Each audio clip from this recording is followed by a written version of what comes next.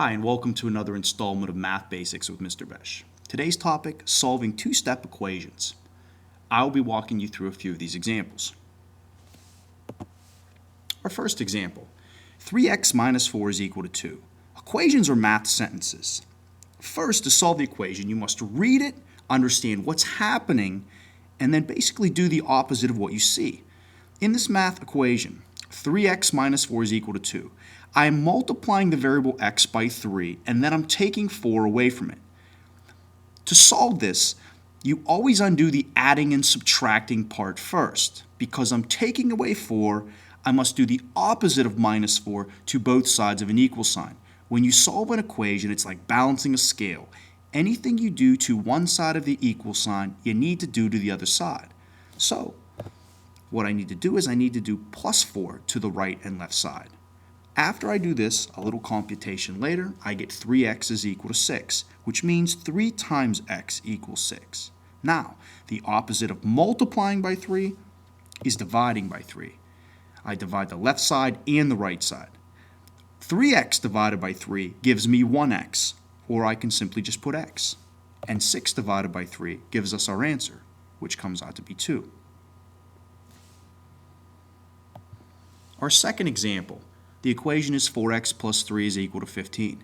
Using our same model, I need to do the opposite of multiplying by 4 and adding 3. I always undo adding and subtracting first. So the opposite of plus 3 is minus 3. Please also note that when I take away or add to both sides, I stack up my values directly below each of the terms on opposite sides of the equal sign. Just a little tip. After a little computation, I get 4x is equal to 12. The opposite of multiplying by 4 now is dividing by 4. 4x divided by 4 makes 1x or x.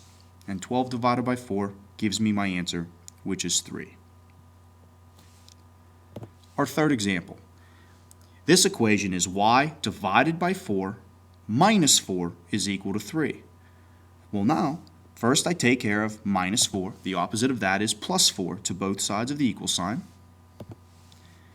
That gives me y divided by 4 is equal to 7. And now the opposite of dividing by 4 is multiplying by 4. Now note, when I multiply y divided by 4, it gives me 1y or simply y. And 7 divided by 4 gives us our answer. Y is equal to 28.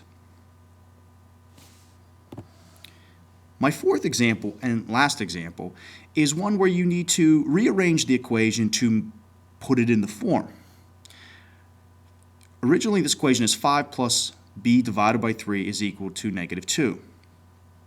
What you can do is if you do not like the variable term, the b divided by 3 after the 5, you can rearrange this using a property known as the commutative property of addition. Just flip-flopping those around makes the equations a little bit easier to solve. And just a little tip. So now I'm ready to solve the equation based on my last template.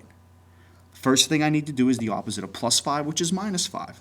Now caution and note, on the right-hand side it was already negative 2. Now we need to remember our integer rules. A minus 2 and a minus 5 are going to make a minus 7. Now the opposite of dividing by 3 is multiplying by 3. b divided by 3 times 3 gives us 1b or b, and a negative 7 times a positive 3 is going to give us negative 21. This will conclude our tutorial on two-step equations. I hope this mini lesson was both helpful and informative.